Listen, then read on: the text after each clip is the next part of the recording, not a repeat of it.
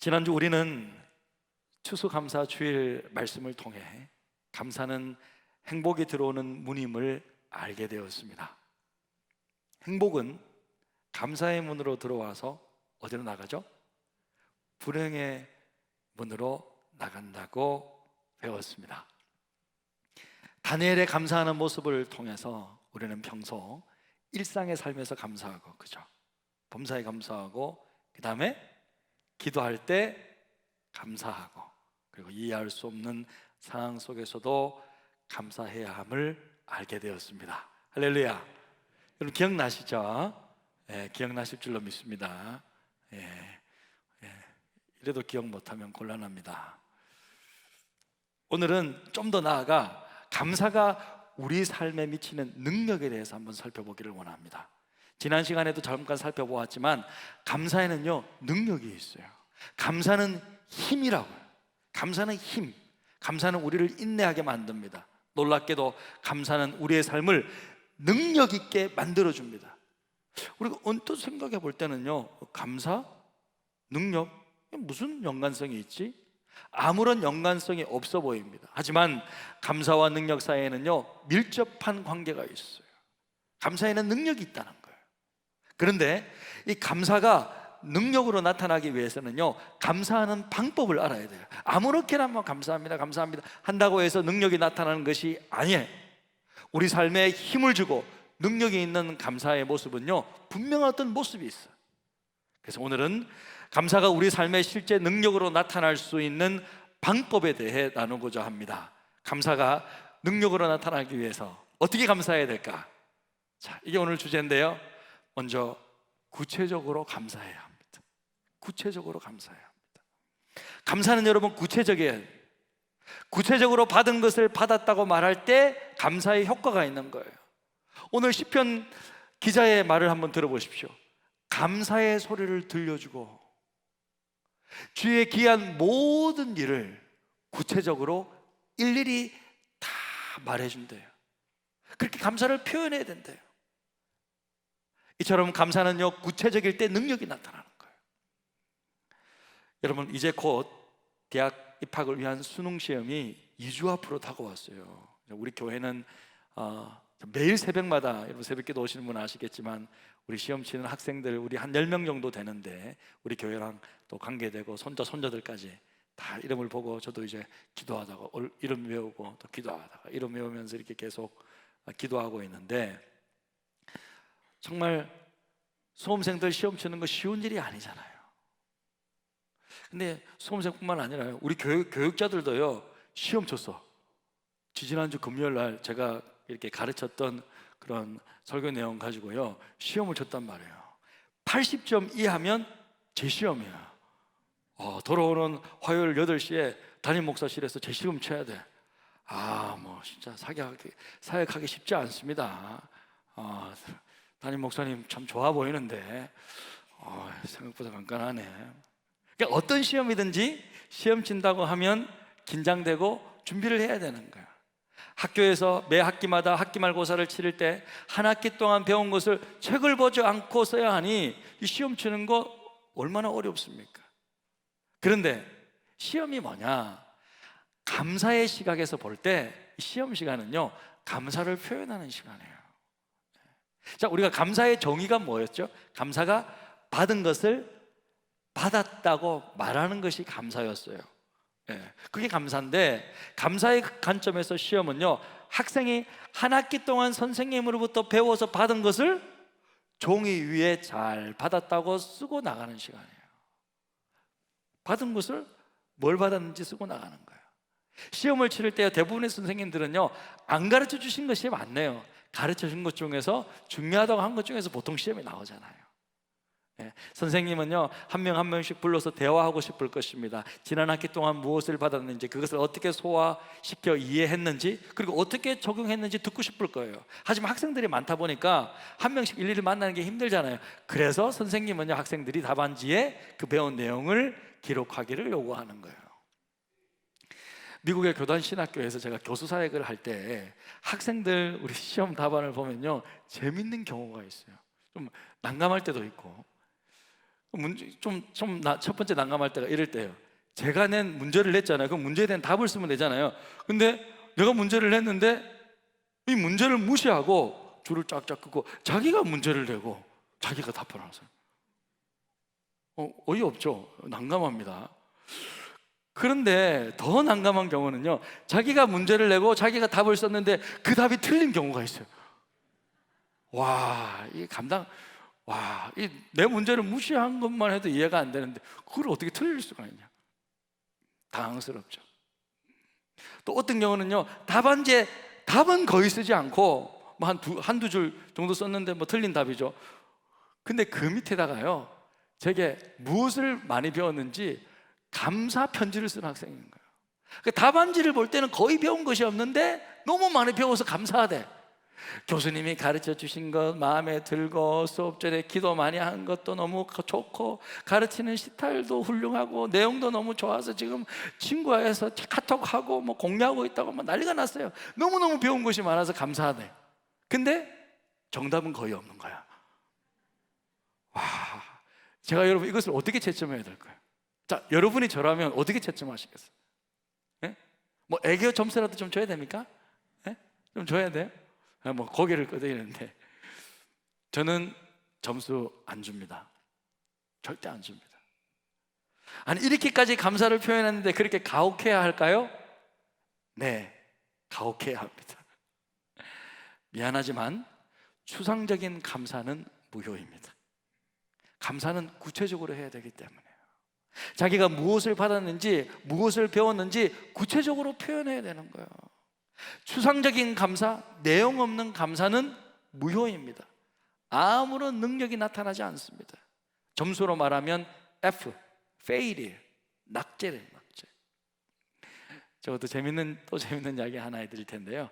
제가 고등학교 시절에 한국 지리 시간이었어요. 근데 그때 선생님이 학기말 시험 문제로 기온 역전 현상이라는 문제를 내신 거예요.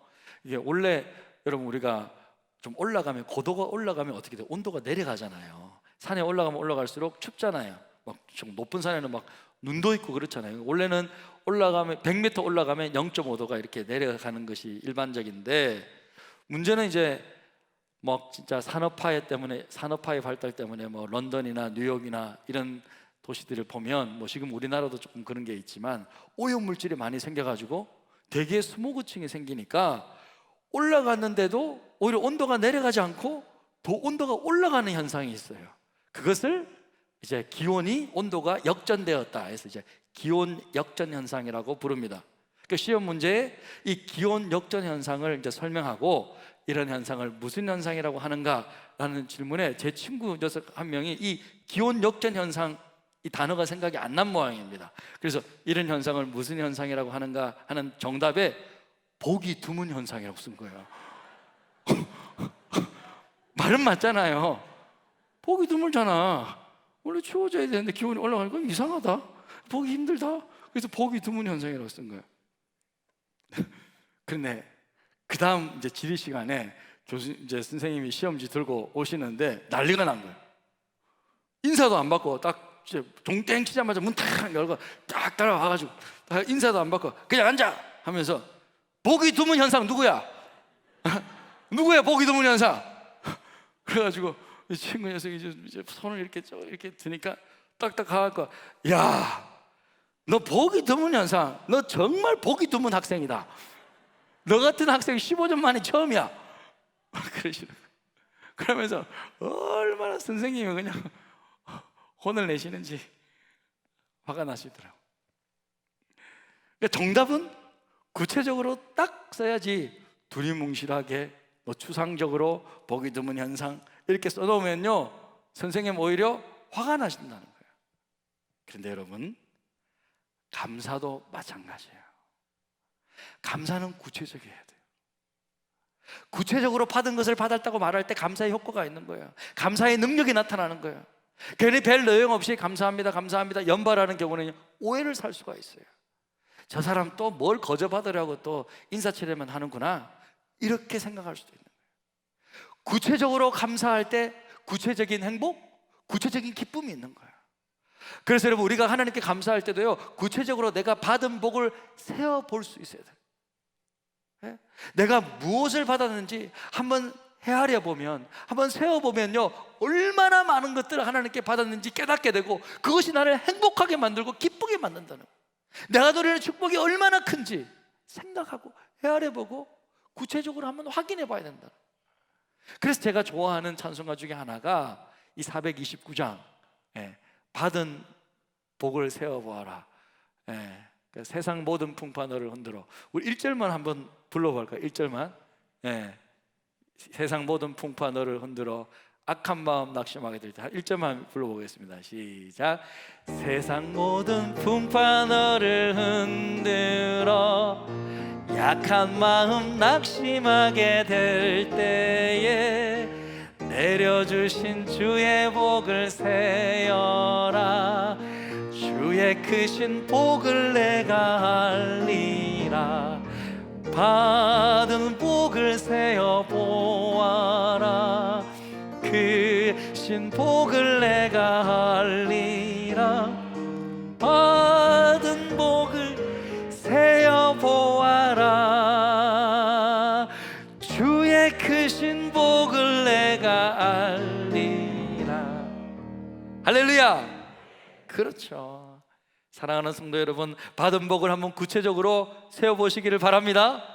그러면 저와 여러분이 얼마나 하나님으로부터 크신 복을 받게 되었는지, 받았는지 알게 될 거예요. 그러면 구체적으로 감사하게 될 거예요. 받은 축복을 헤아리는 능력이 있는 사람만이 감사합니다. 받은 것이 무엇인지 생각하지 않고 무능한 사람은요, 감사할 수 없는 거예요. 매주 제가 보니까요, 교회에서 예배를 드리고 말씀을 받잖아요. 다들 아멘으로 기쁘게 받더라고요. 재미있게 말씀을 들으시더라고요. 그런데 제가 보니까 삶 속에서 이 말씀을 적용하고 살아가는 사람들이 누군가 살펴보니까 그분들은요, 한결같이 이 받은 말씀에 진짜 감사하면서 하나님 살아계시구나, 하나님 나에게 말씀해 주셨구나, 이렇게 정말 감사하면서 아멘하면서 꿀떡 받은 사람이 말씀이 삶 속에서 능력으로 적용하며 실천하며 살아가더라고요. 할렐루야. 그러니까 여러분, 구체적으로 우리가 받은 것들을 감사하며 살아갈 때 그것이 내 삶의 능력이 되어 힘이 되어 더욱더 감사가 넘치는 삶을 살게 될 줄로 믿습니다. 아멘. 그리고 감사가 능력이 되기 위해서는요, 우리가 이것을 알아야 되는데 믿음으로 감사할 수 있어야 돼요. 믿음으로 감사할 수 있어요. 감사는요, 믿음으로 하는 거예요. 보통 사람들은요, 좋은 일이 있을 때만 감사합니다. 원하는 것을 받고 나면 감사합니다. 근데 여러분 생각해보면 좋은 것을 받고 좋은 일이 생겼을 때 감사하는 것, 누구나 다 하는 건 아닙니까? 세상 사람들도 그죠? 이렇게 주니까 이렇게 감사하더라고요. 잔돈 받을 일인데 잔돈 됐습니다, 잔돈 팁으로 하십시오 하니까 감사합니다, 감사를 막 하더라고요. 모두가 다 하는 감사고, 하지만 우리 믿음의 사람들은요, 믿음을 따라 하나님께 감사할 수 있어야 돼요. 믿음을 따라 감사할 수 있어요. 이스라엘 백성들 출애굽한 후에 광야길을 가는데 그 중에 먹는 것에 관심이 많은 사람들이 광야에서 고기가 없다고 불평하기 시작하는 거야. 고기가 없다고. 저는 사실은 이 말씀을 보면서 조금 불안했어요. 저도 이제 고기가 좀 없으면 불평하는 반찬이 이제 보통 콩나물이 있고 시금치가 있고 미나리가 있으면 반찬이 세 종류라고 생각하잖아요. 저는 그 반찬이 한 가지예요. 다 풀. 그 다음에 계속 산나물, 고사리 다 10가지가 있어도 저한테는 한 가지예요. 풀. 그러니까 풀이 있으니까 이제 고기가 있거나 계란이 있거나 생선이 있거나 이렇게 돼야 되는데, 아무튼 제가 좀 예사롭지 않은 부분이었어요. 이 부분일 때 그들은 애굽에 있더라면 고기를 먹었을 텐데 광야길로 와서 매일 만나만 먹고 있다고 불평하는 거예요. 그런데 여러분 한번 생각해 보면요, 사실 그 말은요, 논리적이고 합리적인 말이에요. 정말 애굽에 있었더라면 고기를 먹었을 거예요. 하지만 하나님은 믿음으로 살아가지 않고 불평하는 그들을 광야에서 모두 죽도록 내버려 두셨어요. 또한 12 정탐꾼 가나안 땅 이렇게 정탐한 다음에 몇 명이 불평했어요? 10명이죠. 10명이 불평 섞인 말로 부정적인 보고를 했어요. 그들이 이렇게 말해요. 그 땅은 정말 좋아. 젖과 꿀이 흐르는 땅 맞아. 하지만 그곳에는 막 덩치가 산만하고 키가 산만한 안악자손들이 막 장대한 안악장손들이 있는데 그들과 싸워서 승리하기는 힘들어. 우리 다 죽을 거야. 그렇게 말했어요. 그래서 잘 들어보면요, 그들의 말은요 상당히 합리적입니다. 논리가 있습니다. 여러분, 좋은 땅인 것은 사실이지만 서로의 전투 병력을 비교해 보니까 질 수밖에 없다. 나름 타당한 말이에요. 그렇지 않아요, 여러분? 하지만 그 말을 듣고 따랐던 모든 이스라엘 백성들 결국 가나안 땅에 들어가지 못하고 광야에서 죽었습니다. 그러니까 우리가 알 수 있는 것은 때로는 논리적이고 합리적인 것이 항상 맞는 것은 아니라는 거예요. 오늘날도 마찬가지입니다. 교회를 할 때도요, 어떤 분들은 자신이 가진 논리와 합리로만 따지면서 일을 하는 사람들이 있어요. 이런 사람들이 있어요. 근데 교회에 불평이 있고 불만이 있고 의견을 개진하시는 분들의 이야기를 들어보면 상당히 합리적이에요. 나름 이유가 있어요. 논리적으로 설명을 잘 하세요. 그런데 가만히 한번 들여다보면, 그리고 그 말을 가지고 제가 한번 기도해 보면요, 교회를 위해 깊이 기도해서 나온 말들이 아니라 자기 경험이나 생각에서 나온 경우가 많더라고요. 그러니까 믿음의 눈으로 말하는 것이 아니라 무슨 세상의 기준이나 효율성의 측면에서 말하는 경우가 많은 거예요. 근데 그렇게 일하면요, 솔직히 교회 일은 할 수 있어요. 그냥 돌아가잖아요. 할 수 있지만 그 속에 감사는 없어요. 감사는 없어요. 하늘의 능력은 없습니다. 왜요? 믿음으로 행하지 않기 때문에. 믿음으로 행하지 않기 때문에. 우리에게 논리와 이상이 필요합니다. 저는 이거 중요하다고 생각해요. 우리가 일반적으로 그렇게 살아가야죠. 하지만 그것만이 우리의 모든 판단 기준이 되어서는 안 된다는 거예요. 하나님께 묻고 기도하고 믿음으로 감사하고 나아갈 때 하늘의 능력이 나타나는 거예요. 하나님의 플러스 알파가 임하게 되는 거예요. 할렐루야. 그것을 우리는 기억해야 되잖아요. 제가 미국에서 처음 교회를 개척할 때는요, 한 젊은 그 부부, 한 2층 가정에서 조그마한 곳에서 시작을 했어요. 매주일마다 악기 나르고 큰 상을 들고 막 나르고 그렇게 했었는데, 근데 감사하게도 한 3개월 정도가 지났는데 한 12명, 13명 정도가 모였어요. 근데 이제 그때부터 이제 집이 너무 좁기 시작한 거예요. 너무 불편해졌어요. 그래서 기도해봤어요. 기도했더니 하나님께서 제 마음속에 빨리 교회 건물을 찾아 나가라는 마음을 주셨어요. 그리고 이제 성도들에게 이제 제가 하나님께 받은 마음들을 이렇게 나누었는데, 하지만 그 중에 몇 명은 절대 나가면 안 된다는 거예요. 굉장히 똑똑한 친구가, 좋은 학교 나왔고 이 CPA를 공부하고 있는 똑똑한 형제가 절대 안 된다는 거예요. 그 이유를 물었더니 지금 헌금 상황을 보라는 거예요. 이 헌금이 많지 않은 상황 가운데서 임대해서 들어가면 교회 재정이 마이너스가 되기 때문에 절대 안 된다는 거예요. 그리고 건물을 빌리면 보통 이제 웨어하우스라고 이렇게 창고 같은 곳을 이렇게 빌리는데, 그 빌려서 이제 다시 리모델링해서 이제 교회로 꾸미는데요, 교회처럼 리모델링 하는데 무슨 돈으로 그 일을 하냐고 이 조목조목 따지더라고요. 근데 이 친구들의 말들은요, 하나도 틀린 말이 없어요. 다 맞는 말이야. 다 옳은 말이에요. 합리적이고 논리적인 평가는 저는 다 듣고 있어요. 그렇지, 맞아. 그런데 치명적인 약점이 하나 있는데, 그것은 기도하며 하나님께 깊이 있게 묻지 않았다는 거예요. 정말 기도를 해봤냐 이거예요. 정말 기도해봤냐 이거예요. 누구의 생각이냐. 그러니까 기도를 깊이 있게 못하니까 믿음의 눈이 생기질 않는 거예요. 근데 감사하게도 대부분의 성도들은 그래도 목사님이라고 따라주더라고요. 그래서 우리는 교회 건물을 찾기로 결정하고, 찾아보니까 딱 맞는 게 있었는 거예요.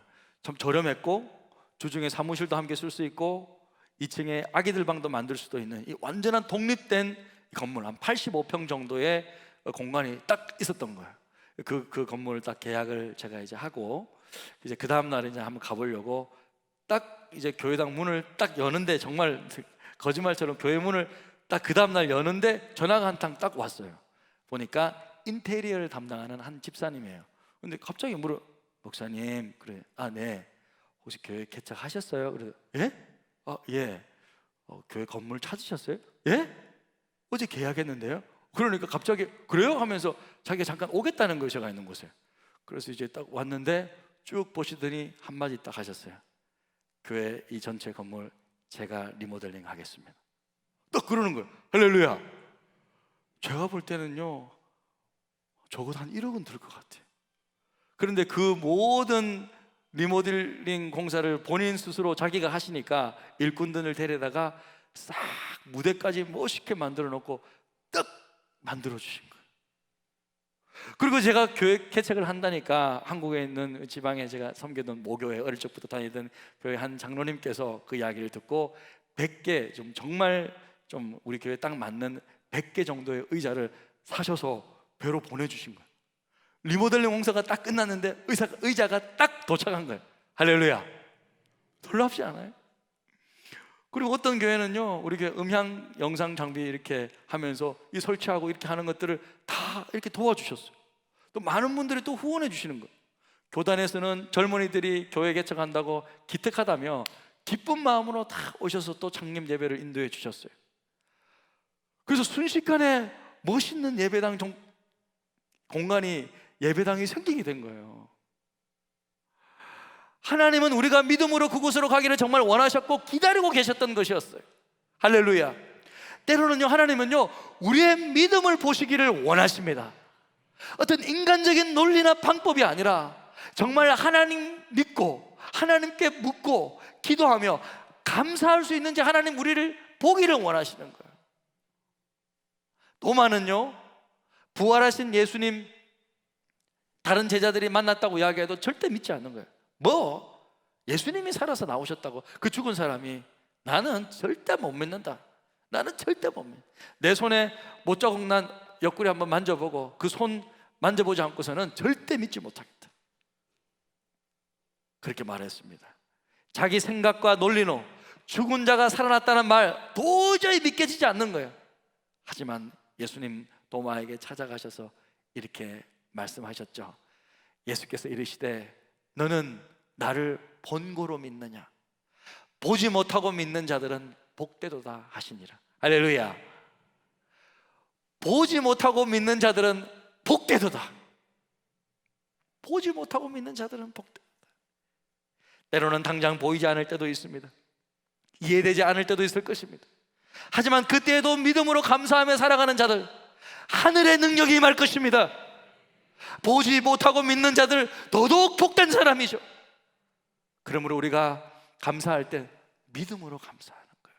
믿음으로 감사 나아갈 때 하늘의 능력이 임하게 될 것입니다. 자, 감사가 능력으로 나타나기 위해서는 제가 지금까지 두 가지 말씀드렸는데 뭐죠? 예.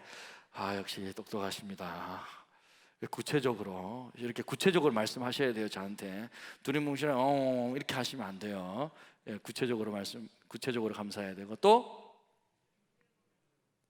믿음으로 감사해야 된다. 자, 구체적으로 믿음으로 감사하면요, 놀라운 일이 나타날 수 있는데 그것은 하나님 앞에 미리 감사할 수 있게 된다는 거예요.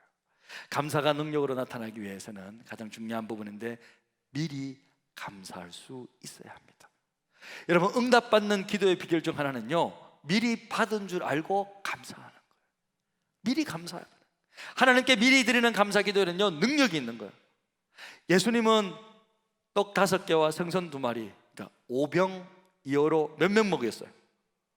5,000명을 먹이고도 12광주리나 남는 그 놀라운 역사가 있었는데 그때요, 어떻게 나갔어요? 예수님 아무것도 없었을 때 그 5병2어를 가지고 미리 하나님께 감사기도 했던 거예요. 다 먹이시고 하나님 축복해 주시고 믿고 축사하시고 미리 감사기도 했던 거예요.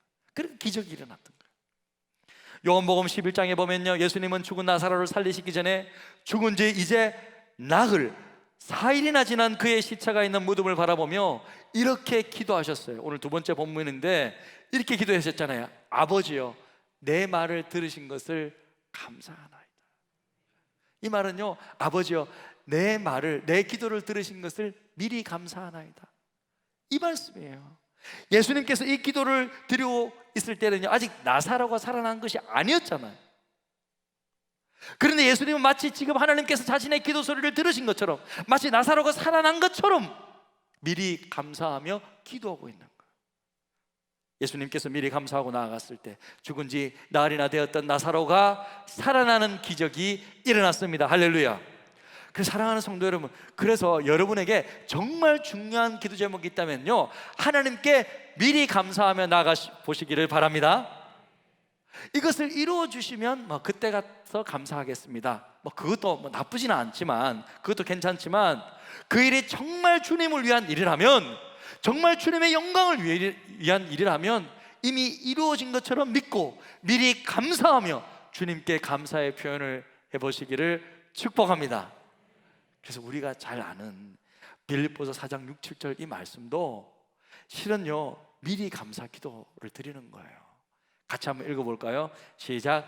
아무것도 염려하지 말, 다만 모든 일에 기도와 간구로 너희 구할 것을 감사함으로 하나님께 아뢰라.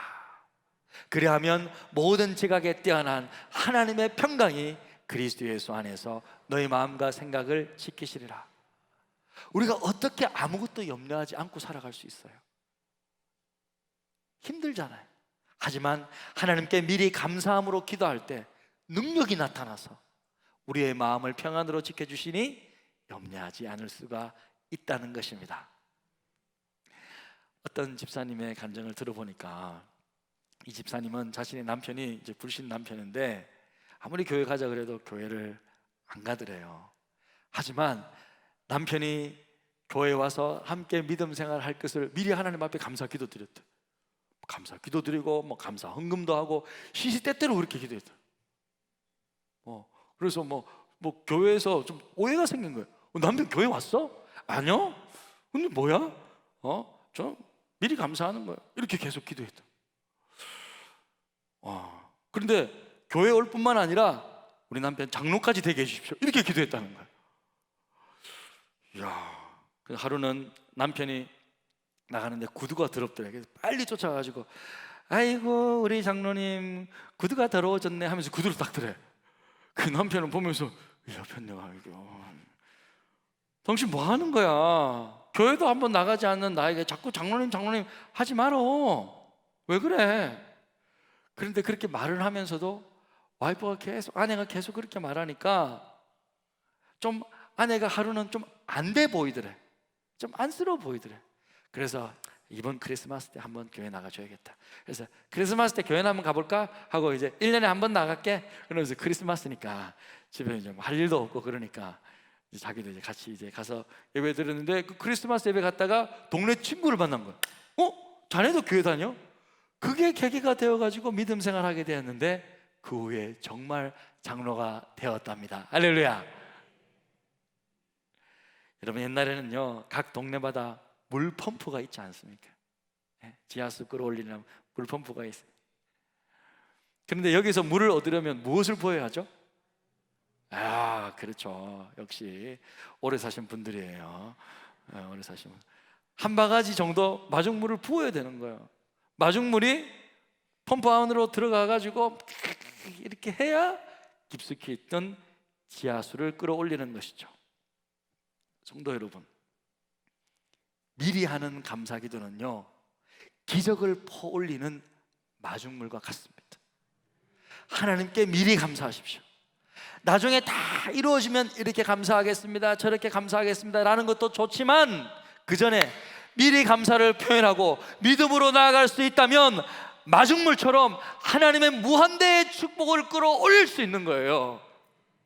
할렐루야. 뭐가 올라왔네 지금. 여러분, 특별한 은혜가 필요하십니까?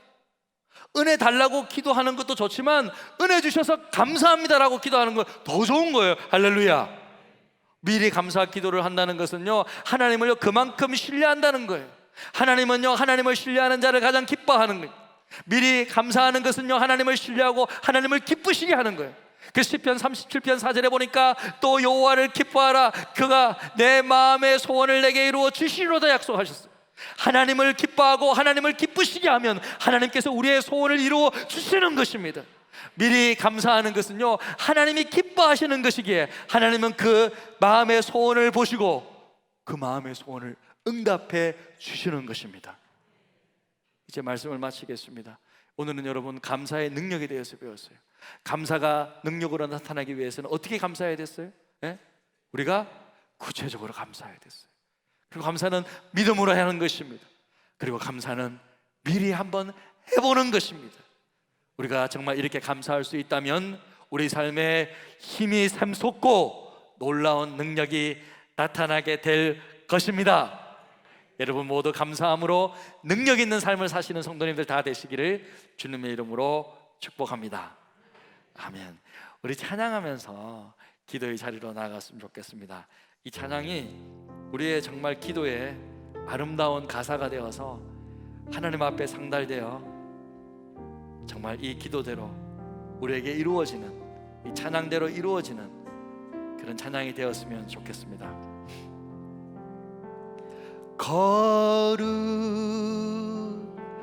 거룩하신 하나님, 주께 감사드리세. 날 위해 이 땅에 오신 독생자 예수, 나의 맘과 뜻 다해 주를 사랑합니다. 날 위해 이 땅에 오신 독생자 예수, 내가 약할 때 강함 주고 가난할 때 우리를 부욕해 하신 나의 주, 감사.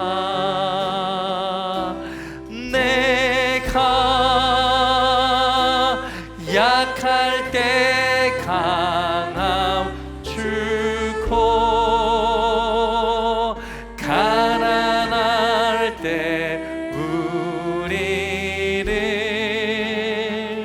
부욕해 하신 나의 주, 감사. 한 번 더 부릅니다. 거룩하신 하나님, 주께 감사드리세.